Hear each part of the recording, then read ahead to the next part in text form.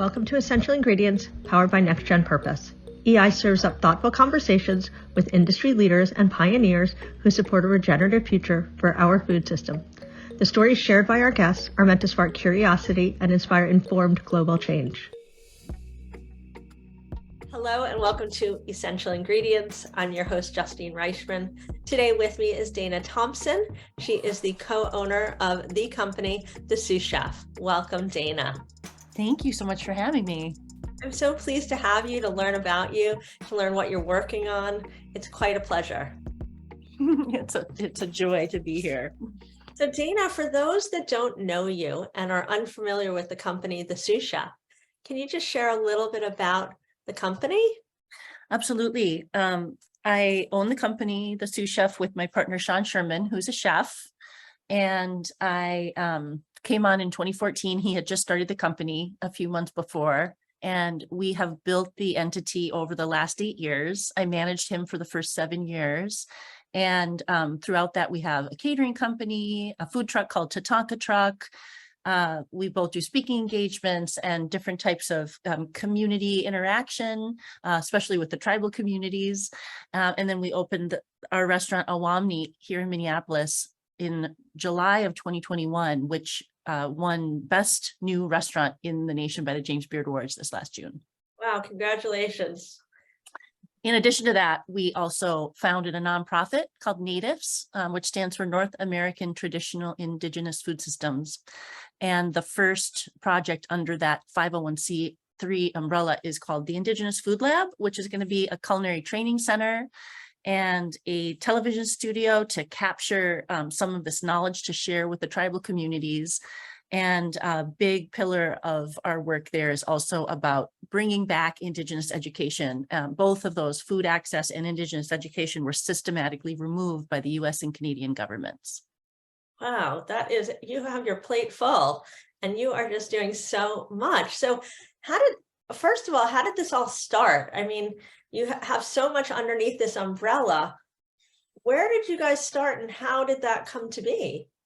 Well, for me personally, I have a history in food, and I also have a history in music. I was a professional musician for many years and also a talent buyer and booking agent and kind of entrepreneurial in that sense. And I also grew up knowing a lot about my Indigenous history through my mother. My mother's bloodline is French and Dakota. So I have Mdewakanton Dakota and Wahpeton Sisseton blood.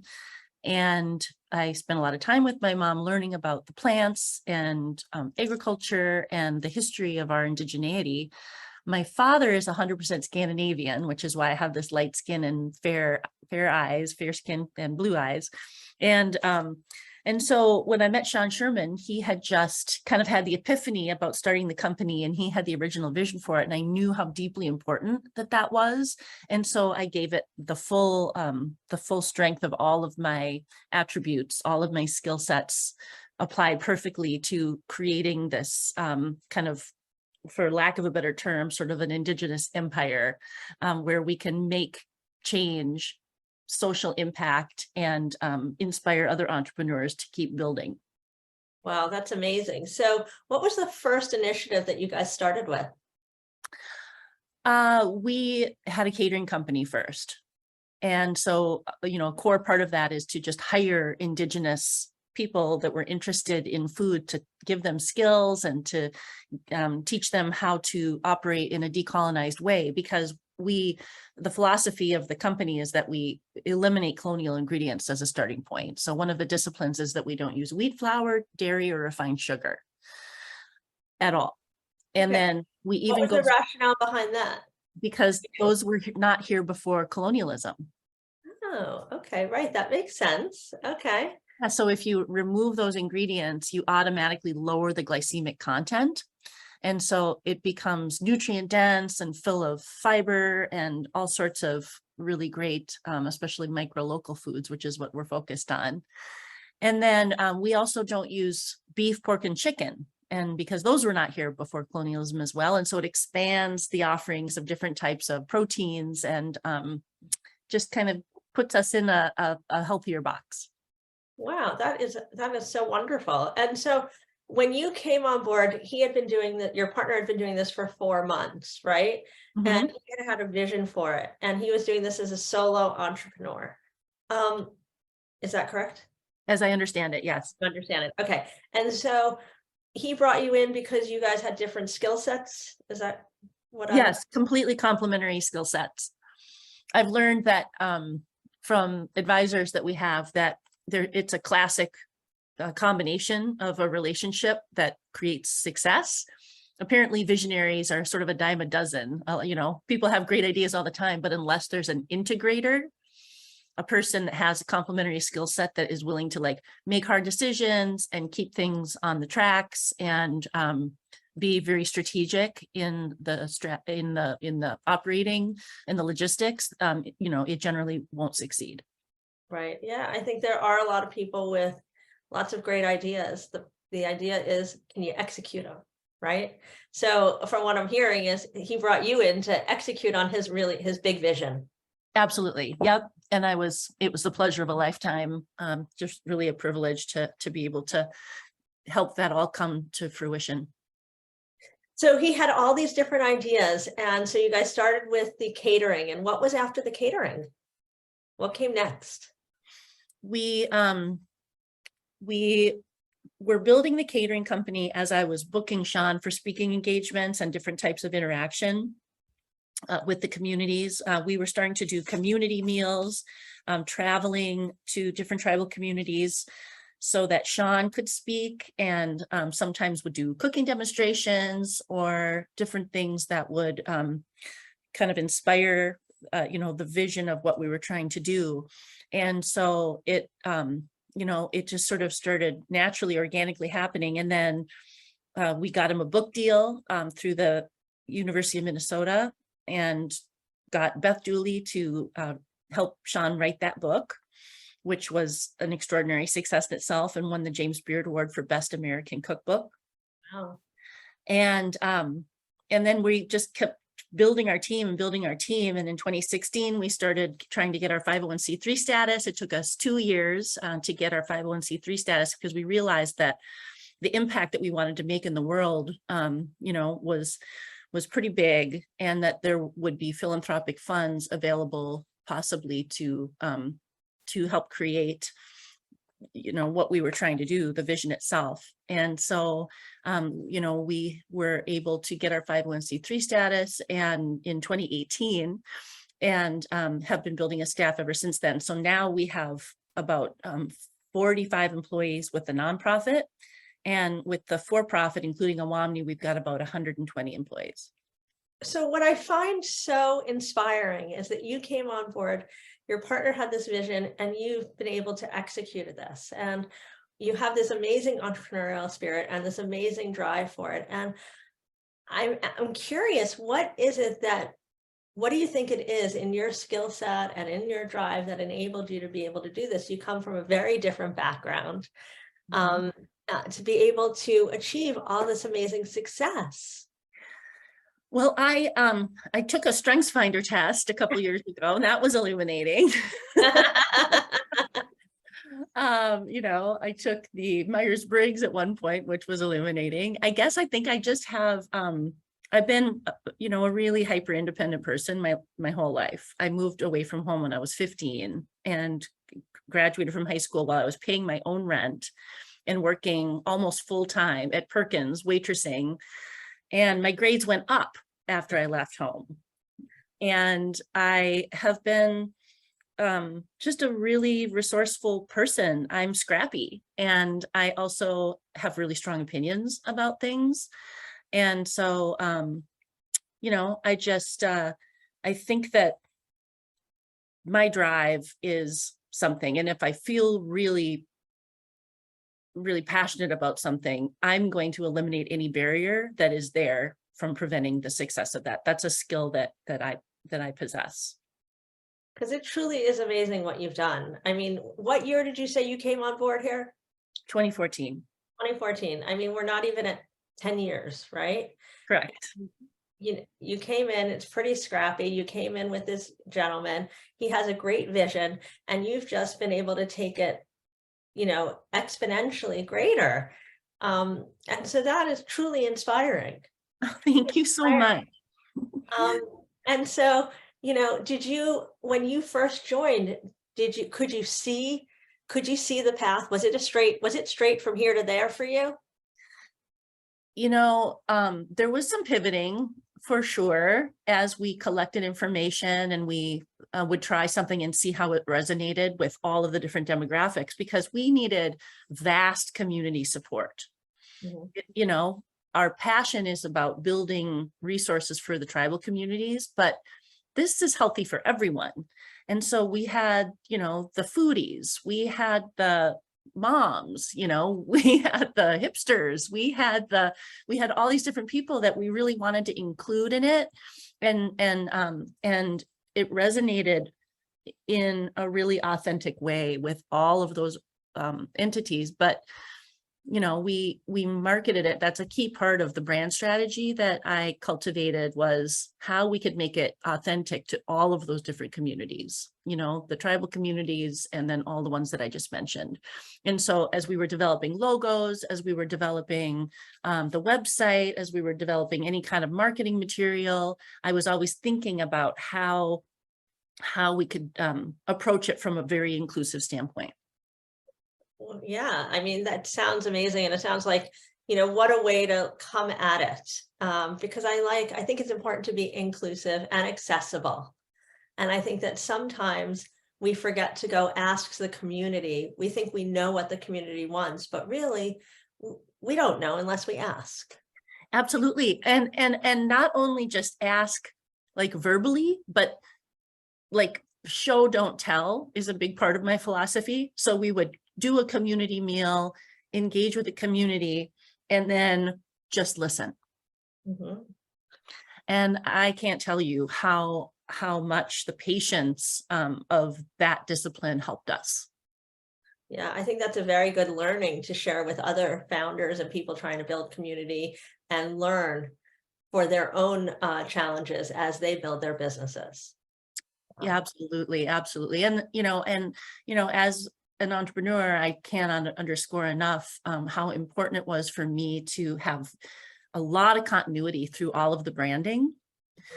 It can feel really disjointed when, consumers are just kind of yanked around a lot and things keep changing for no reason. It was really important to keep the continuity of the branding, really, really kind of equal throughout all of the years. And as things were rolling out, we kind of pivoted a little bit the kind of the colors and a little bit of the vibe for Owamni, because there was so much of a story to tell with the history of this river. And the falls that are right here, the sacred space that Owamni stands on, was a very important story for us to tell, and really key to my story, because the book that my grandfather helped write, Where the Waters Gather and the Rivers Meet, is a really important document that preserved the indigenous names of all of these waterways through the Eastern Sioux. And it was dedicated to my grandfather. And this is the most sacred space in the Dakota Territory. So the fact that we were granted this space to open our first restaurant was a really meaningful experience. And so the branding for that had to be very specific to that. I understand. And it's challenging when you have all these different brands. You don't want them to be twins. You want them to be cousins or sisters of each other, so that they all fit together and they're kind of a family of brands, kind of, right? Yep. And I wanted people to like look at a logo or see some marketing from one part of the company, and maybe even just subconsciously, they'd be like, I wonder if that's linked to the company, the Sioux Chef. Exactly. Yeah. We've experienced some of those challenges, and it is a challenge, right? To be able to create something that feels familiar and feels like it's part of something without it being the same, and without it being completely disjointed. Right. It's an art to create it. It's super challenging. It's like creating a sculpture.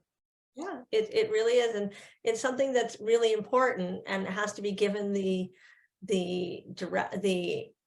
time and dedication and that it deserves. Oh yeah, absolutely. And I mean, I don't take credit for this by any stretch of the imagination, but it's not lost on me that over the last 8 years, the world has changed significantly. There's now land recognition statements at almost all of the colleges that I've heard from. Different organizations, nonprofits will start a meeting with a land recognition, or just some humility about the space that they are on. And that I think is really powerful. So through this whole journey, is there anything that, I mean, you've achieved so much, you've had so many learnings, as do many entrepreneurs, you've had to pivot, but is there anything you would have done differently? That is a hard question. I don't know if I would. I don't know if I would have done anything differently. I really feel like everything sort of happened in the way that it had to. And sometimes it's messy, like like you had said, like it's a straight line. The vision is like here to here, but it actually looks like, a heart murmur. An AKG graph. And you can't make good decisions unless you make mistakes. I have learned the most from my failures than anything else in my life.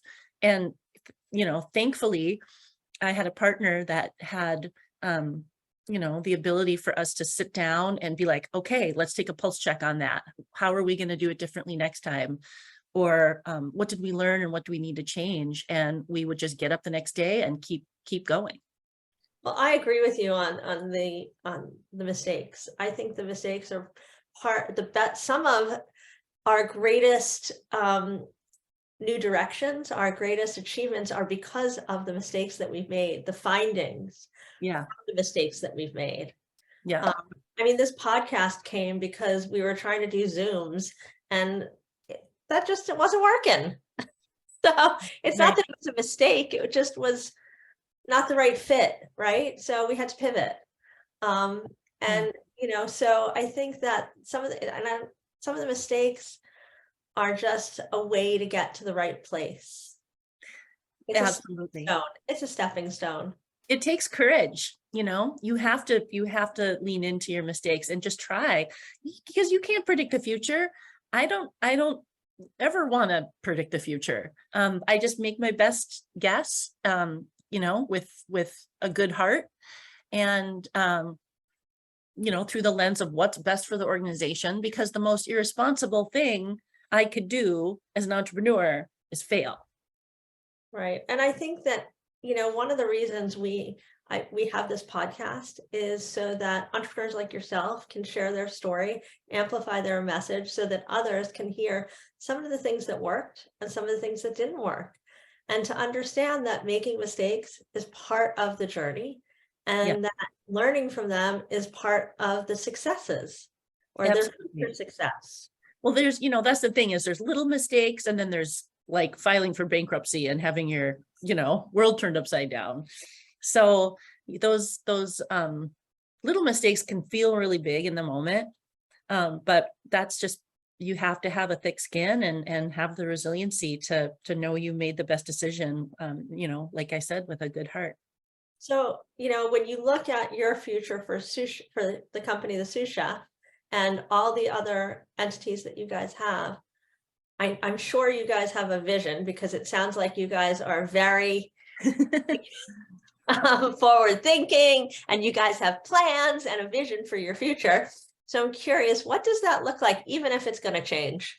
I certainly do. I think that, there's a lot of different ways that we can kind of expand what we've been doing and work with other entities that want to build the same thing. I look forward to consulting a lot in the future and trying to help other entrepreneurs. I'm so passionate about building up, especially women entrepreneurs or indigenous entrepreneurs. And I think that there's a big demand. There are so many tribes, there's over 1,000 tribes just in the US and Canada. that have federal recognition, and there's no federally recognized tribes even in the state of California.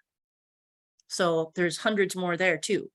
And so we have people with this tribal blood, the ancestral memory is held within their bodies. And so executing the vision of starting a catering company or doing soups or building a restaurant that wins a huge award, there's a spectrum of successes and ways that they can kind of dig into their own micro local food systems so that they're able to serve their community and really serve their own heart. So serve their culture. Wow, that's amazing. And so my next question is, if somebody wanted to connect with you if they're looking for a consultant, because we have founders on here, we've got researchers on here, we've got VCs on here, we have people looking in wellness. And if they wanted to connect with you to be able to potentially get a consultant or just learn more about what you're doing, how would they do that? Well, my email address is dana@sioux-chef.com. So Sioux is SIOUX -chef.com. And I'm on social media on Dana.Noel Thompson on Instagram. And, there's a lot of opportunities coming down the pipeline in the next couple of years. And I'm interested to kind of figure out how I can not spread myself too thin, but still kind of meet as much of the demand as there is. And so, I'm really hopeful and excited about it. Well, I really appreciate you joining me today on the podcast. It was great to learn about you, what you're doing, and we will stay in touch so we can learn how things progress, because I know you've got a lot on your plate and a lot of things in the pipeline. It's true. It's been such a joy to meet you and to hear about what you're doing here. So thank you for supporting entrepreneurs and healthy food systems. Awesome. Thanks so much. You too. To learn more about these episodes and access show notes, go to nextgenpurpose.com and choose podcast. If you like this episode, head to Apple Podcasts or your favorite platform to subscribe and leave us a review. Visit the Next Gen Purpose YouTube channel to subscribe to our EI videocast and give this episode a like while you're there. Follow us on Instagram and LinkedIn at Next Gen Purpose, and connect with me on LinkedIn or Instagram at Justine_Reichman. Thanks for joining us.